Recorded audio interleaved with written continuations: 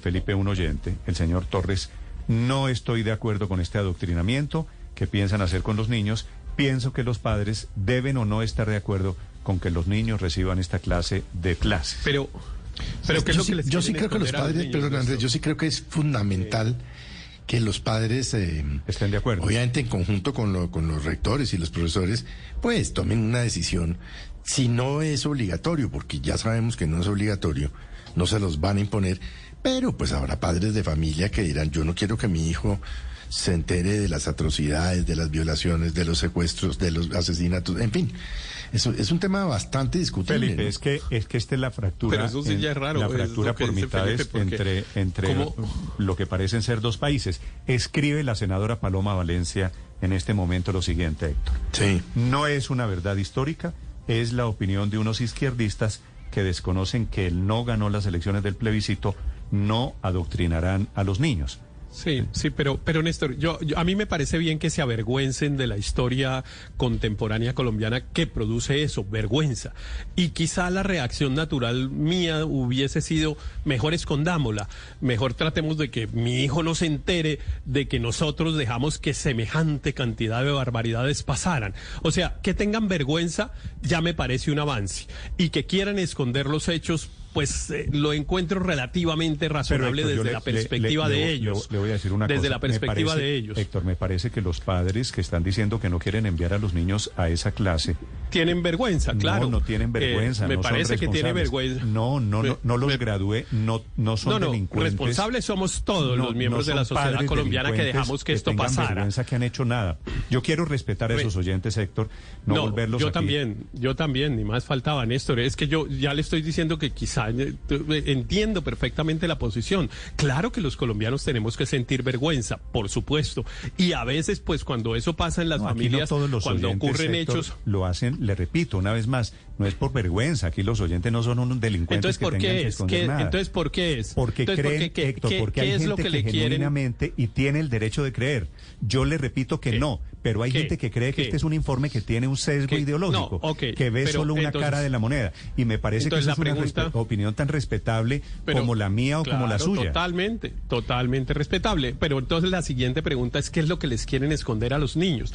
¿Qué es lo que quieren que no sepan que unos guerrilleros cometieron unos actos atroces, inenarrables durante décadas, y que la sociedad colombiana, para enfrentarlos, resolvió organizar unos grupos paramilitares y cometer unos actos aún peores, y que agentes del Estado, con el uniforme del Estado y con las armas que los colombianos les dimos, cometieron todo tipo de abusos y de violaciones de derechos humanos durante décadas?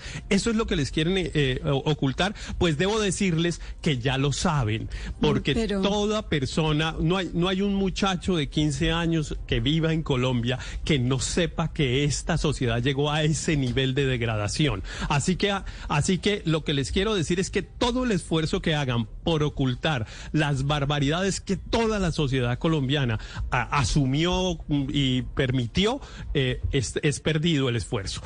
Ya de eso tenemos que avergonzarnos con nuestras próximas generaciones. Pero ¿cómo yo no así creo que sea un tema de vergüenza. Pero perdón, María Consuelo, ¿cómo así que todos los 50 millones de colombianos somos responsables de los crímenes de las FARC? Esa tesis me parece. De las FARC, es que no estoy hablando. Poco la narrativa, empatar a todo el mundo para que los que cometieron las violaciones no tengan ningún tipo de sanción social ni ningún tipo de sanción moral. Entonces, como todos fuimos unos delincuentes, entonces aquí se empieza a barajar de cero. Yo creo que no es un tema de vergüenza, Héctor, exclusivamente. Yo sí estoy de acuerdo con desarrollar competencias ciudadanas en los niños desde la primera infancia, pero competencias en torno a sus habilidades emocionales y cognitivas para vivir en sociedad, pero no llegar con esta tonelada de hechos que, entre otras cosas, no pueden digerir niños en edad de preescolar. Inclusive los mayores de 15 años, yo creo que hay que tener mucho cuidado en generar los debates en torno a esto, porque es que correr la barrera a incluir contenidos políticos antes de desarrollar estas habilidades de una mente crítica es muy complicado. En la medida en que uno va absorbiendo desde la primera infancia, no tiene necesariamente esa capacidad de discernimiento y de generar una opinión propia.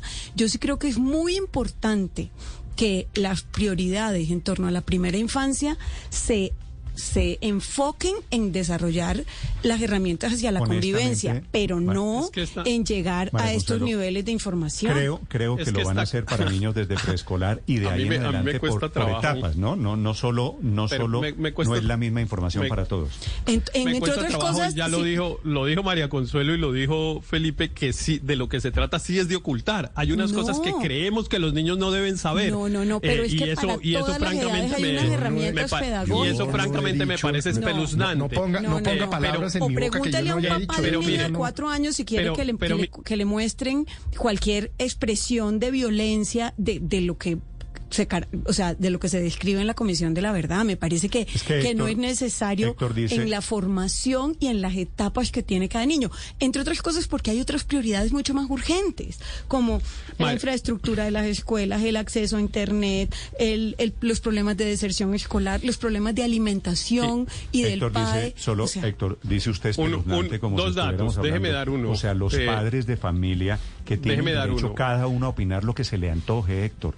Es decir, no estamos hablando con 50 millones de cómplices de la delincuencia. Es que aquí no se trata de la delincuencia, se trata de la historia de este país, que es distinto. Y esa es la que no le esa es la que no le podemos ocultar. La historia de este país es la que no le podemos ocultar a nuestros jóvenes. A María Consuelo se le olvida que uno de cada 4 colombianos ha sido víctima del conflicto armado. 1 de cada 4. Es decir, que a ella le parece más importante arreglar las paredes de las escuelas y no sé qué. Y resulta que los niños están preguntando por qué mataron a sus abuelos, por qué desplazaron a sus papás, por qué sus hermanos ya no están con ellos. Pero tienen derecho a que los papás les expliquen primero a que les llegue en el colegio una versión. Y seguramente ya les han tenido que explicar.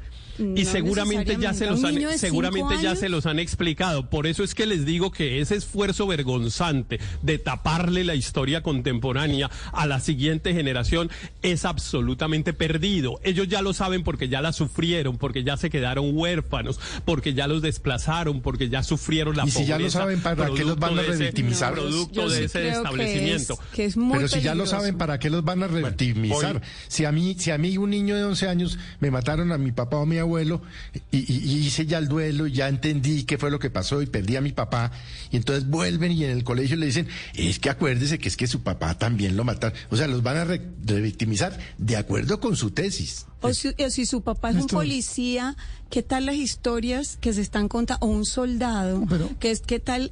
¿Cómo va a mirar ese niño de 5 años o de 6 años a su papá después de la historia que le cuentan en el colegio? Es que claro, el problema es ese, María Consuelo, que aquí había habido víctimas de muy diferente categoría y de muy diferente tamaño. Entonces hemos tratado de una manera a las víctimas de las FARC, de otra manera a las víctimas de los falsos positivos. Al final de cuentas, cada persona, y por eso es que hay tantas interpretaciones de la guerra en Colombia, y por eso es que hay una gran controversia. Claro, pero partir entre otras cosas, una gran controversia ideológica alrededor de este Néstor, pero partir entre otras cosas de que no es la verdad revelada, y le preguntaba entre otras cosas al doctor Aljuri sobre la otra mitad del país que no comparte, y allí es donde están padres de familia que no comparten ese informe de la Comisión de la Verdad, y padres de familia que también se molestaron. Recuerda usted el episodio hace apenas un mes en plena campaña, profesores de FECODE en un colegio de Medellín haciendo cantar a niños de 4 o 5 años arenga por Gustavo Petro. Es decir, esto puede entenderse también como lo que sería el ejercicio de socialización de un informe de la Comisión de la Verdad que ha sido particularmente duro con la fuerza pública.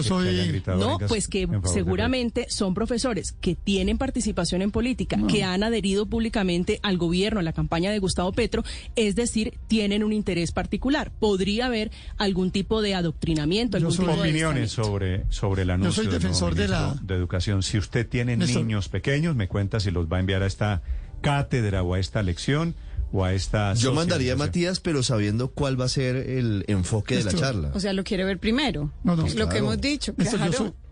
Sí, pero ¿y qué hacen una reunión con papás primero? Pues algo tienen que hacer, porque el doctor Aljuri nos dice, mire, dependiendo del grado del niño y dependiendo de la edad del niño, va a ser diferente la forma en la que se aborde el asunto. Pues los papás lo mínimo que tenemos que saber es cómo van a abordar el asunto. Eso es lo mínimo. Y hay edades para cada cosa. Imagínese usted un niño de 5 años conociendo la crudeza del relato de las víctimas. Ese tema de niños en edad preescolar estudiando o recibiendo el informe de la comisión, obviamente es diferente a un niño de 15 años. Aurelio, lo escucho. Néstor, yo soy defensor del informe de la Comisión de la Verdad. Comparto, yo diría que en un buen porcentaje, los elementos que han venido suministrando y que están escritos en el informe.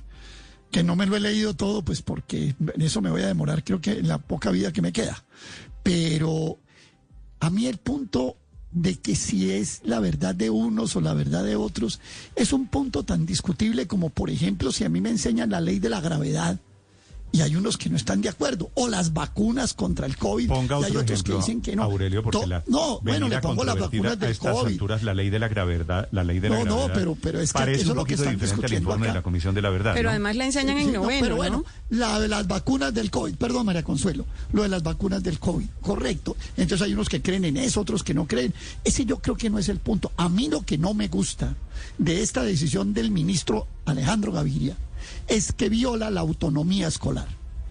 Usted no puede sacar un decreto para decir que hay que enseñar tal cosa en un colegio, ni el de la Comisión de la Verdad, ni el de la Comisión de la Mentira, ni nada. Pero es que es voluntario, Aurelio, él no está diciendo que sea en todos los colegios. No es obligatorio. No creo. Es voluntario. Pero debería ser obligatorio. No creo que vaya a ser voluntario.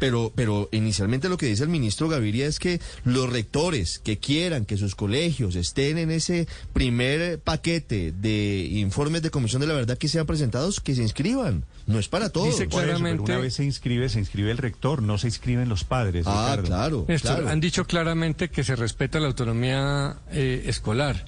Y enseñar unos hechos tan importantes, pues debería ser obligatorio en un país que atravesó semejante tragedia. Es que la escuela es el sitio donde las personas conocen un mundo distinto al estrecho de su casa. Uno más científico, más neutral, menos ignorante. Para que cada individuo escoja la visión de la vida que le provoca y no esté secuestrado a los extremismos, a la ignorancia de sus padres. ¿Y usted cree, Álvaro, que en un tema tan ideologizado como este, apenas un mes después de publicar el informe de la Comisión de la Verdad, usted pensó que esto no iba a tener polémica?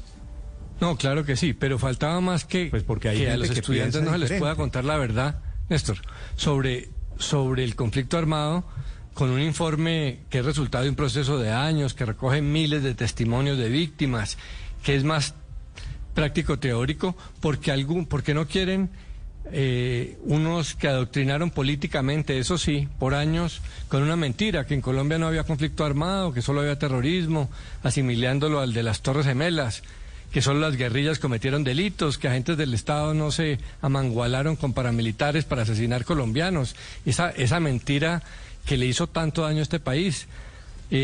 Hasta hace unos años los jóvenes solo habían oído esa narrativa, que esa sí era adoctrinante y esa sí era mentirosa. ¿En qué clase oían esa narrativa, Álvaro? Discúlpeme. No, la oían en todas partes. No, primero en los medios. En el colegio.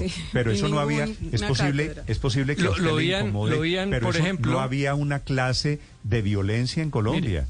Eso no había. Pero lo oían de manos de sus compañeros adoctrinados por sus padres. Por ejemplo, yo me acuerdo en la época del plebiscito, la mayoría el 98%. Padres, ¿qué quiere decir adoctrinados? Pero permítame, le digo. No, pero es que el no 98% de los compañeros de mi hija en el colegio le echa un cuento de usted cómo ve la vida. Eso no es un adoctrinamiento de Claro, hijo. usted tiene derecho, y su hijo tiene derecho a oír otra visión más científica, menos sesgada, menos politiquera. ¿Menos sesgada? Pero sabe que eso contrasta duro con la realidad. Es mucho más sesgada la de un padre apasionado que la de un informe serio hecho por el Estado con testimonios de miles de víctimas. El testimonio fanático de un padre en una casa, eso sí que no es la verdad. Mire, ¿sabe a mí qué me preocupa como madre de familia? Esa me parece que es una observación interesante. La de Álvaro, para quienes quieran escribir, para quienes quieran opinar sobre padres de familia, sobre informes de la Comisión a la Verdad, la cuenta Blue Radio Co. mi cuenta Néstor Morales C. Aquí los leo un rato hablando de colegios, del anuncio del ministro de Educación. Paola. Me preocupa, se lo digo como mamá más que como periodista, que a diferencia de Alemania, ¿no?, donde el nazismo y el holocausto son parte de la cátedra de la historia y son de enseñanza obligatoria a partir de los 15 años, pues la diferencia es que allá nada de eso sigue vigente, en cambio acá todo sigue vigente. Es decir, hoy en Alemania no hay ni holocausto ni cámaras de gas. Aquí en cambio todas esas barbaridades del conflicto, masacres, crímenes, violaciones, coimas, sobornos, vacunas, casas de pique, narcotráfico, todo se sigue repitiendo hoy en día. Es y sigue siendo parte de la historia de Colombia. Usted abre un periódico, usted oye noticias, usted ve televisión y se da cuenta que nada de eso ha quedado en el pasado, sino que sigue pasando. Luego, como mamá, ¿y eso qué pasa? Me parece que en lugar tal vez que aprender historia o aprender que la verdad se construya muchas veces, lo que puede terminar sí es atemorizando a los niños, porque a diferencia de Alemania, donde ya nada de eso se repite, no hay cámaras de gas, no hay Auschwitz hoy, aquí sí lo seguimos viendo todos los días. Entonces ustedes es mejor que no sepan. También. No, yo no hablar una cosa, no dejar para que los niños no se asusten, para que los niños no se asusten, es mejor que no sepan. ¿Usted cree que la única fuente es que esa es mi pregunta? Esa es mi pregunta. Es que justamente esa es mi pregunta. Justamente esa oficial.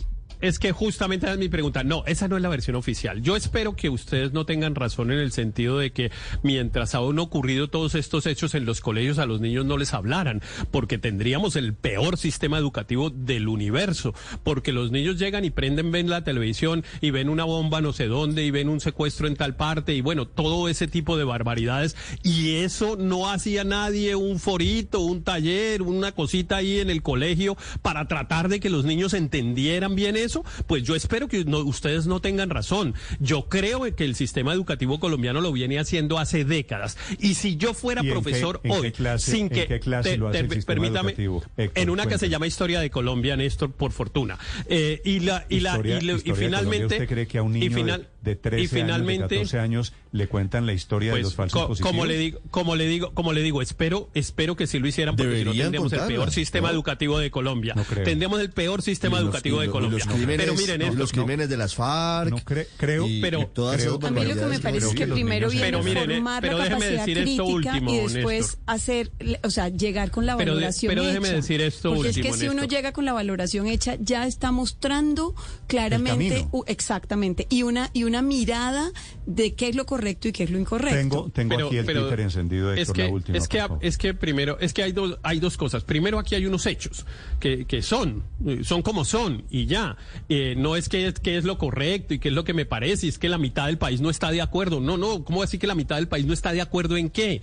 No está de acuerdo en que mataban jóvenes, agentes del Estado haciéndolo pasar por guerrilleros. ¿No están de acuerdo en eso? Es que eso no se necesita estar de acuerdo. Ese es un hecho. Yo no puedo decir que estoy de acuerdo en que hay sol o que llovió. No, ocurrió. ¿Qué hacemos? Así pasó. Entonces, no se trata de opiniones, se trata de hechos de la historia. Pero finalmente lo que le quería decir es lo siguiente, Néstor. Mire, yo, pues obviamente como muchos, pero a mí por razones profesionales me ha tocado leer prácticamente todo lo que se ha producido en materia de interpretación de la violencia en Colombia. Y quiero decirle que si yo fuera profesor de un colegio, utilizaría el informe de la Comisión de la Verdad, porque no hay nada más riguroso para explicar lo que pasó durante 40 años en Colombia. Héctor, le voy a dar una noticia que de pronto no le gusta, pero hay gente que está en desacuerdo con usted. Es que esto tiene diferentes miradas y creo que vale la pena también admitir que hay gente que piensa diferente. Y el fanatismo es precisamente eso, no respetar las opiniones diferentes y pensar que la única verdad es la de uno. Entonces, pues tampoco caigamos en eso por irnos al otro extremo. Me dicen oyentes que esta discusión se parece mucho a la que se vivió en los años 60 y en los 70 con un libro muy controvertido, MacArthur. La violencia en Colombia, pues, de Orlando Falsborda y de Umaña Luna. Lo mismo es que la historia ha tenido, cómo se repite la historia en torno a la manera en la que se ha vivido la violencia. Pero Néstor, yo creo que hay que meterle un ingrediente adicional. Yo, por supuesto, he dicho que no me pongo a que los chicos, los muchachos, pues conozcan la historia del país, faltaba más que no. Pero esto tendría que ir acompañado, bueno, no solo, por supuesto, que los padres estén de acuerdo y previamente conozcan qué les van a decir, sino que además esto tendría que ir acompañado de un manual de convivencia, para que los niños no solo se enteren de lo que pasó en el país, sino que entiendan que hay conductas que usted no puede hacer porque tiene que convivir en sociedad. De lo contrario, esto cae en el vacío. Competencias ciudadanas que se vienen transmitiendo desde hace décadas en las escuelas colombianas.